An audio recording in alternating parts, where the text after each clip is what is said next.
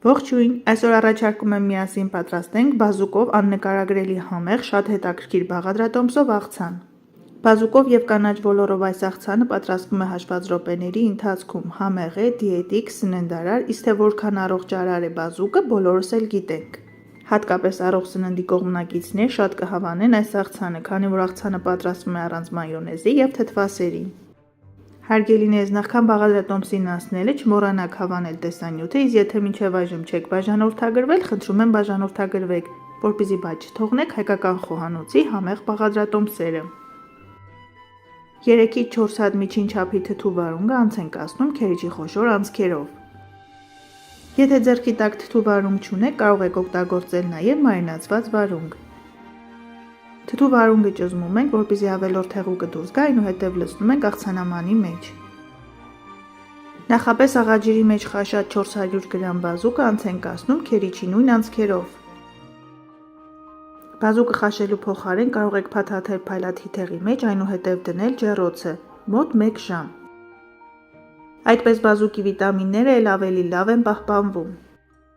Հարգելիներս, հայկական խոհանոց ալիքում կան թարմ բազուկով պատրաստվող մի շարք աղցանների բաղադրատոմսեր։ Բաղադրատոմսերի հղումները կթողնեմ նկարագրությունների բաժնում։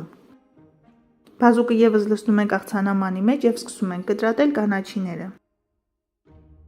Բազուկով այս աղցանը համեղ է ստացվում, երբ ավելացնում ենք առատ կանաչ սոխ, կտրատում ենք կես կապ սոխ։ Եթե ձեռքի տակ կանաչ սոխ չկա, կանաչ սոխի փոխարեն կարող եք օգտագործել կարմիր կամ սպիտակ մանր կտրտած գլուխ սոխ։ Հեռացնում ենք մաղադանոսի 4 ցողունային հատվածները և կտրատում ենք նուրբ տերևները։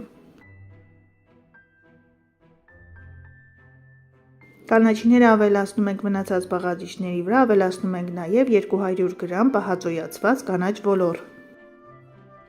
Ինչպես տեսնում եք, աղցանը պատրաստվում է իսկապես հաշված րոպեների ընթացքում։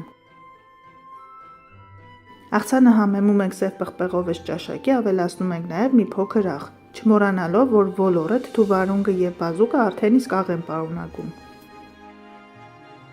Ավելացնում ենք նաև 3-ից 4 ճաշի գդալ արևած աղկի կամ ձիթապտղի ձեթ։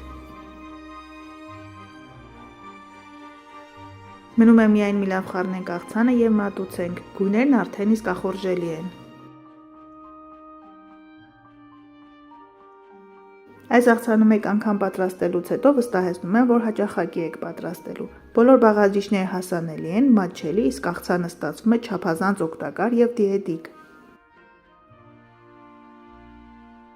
Թե ինչ հարգելիներս, այսօր էլ այսպիսի կեր և առողջացիր բաղադրատոմսերի շարքից համեղ աղցան։ Դուք էլ պատրաստեք այս եղանակով, եղեք առողջ և օրհնված։ Ցտեսություն, կհանդիպենք հաջորդ տեսանյութերում։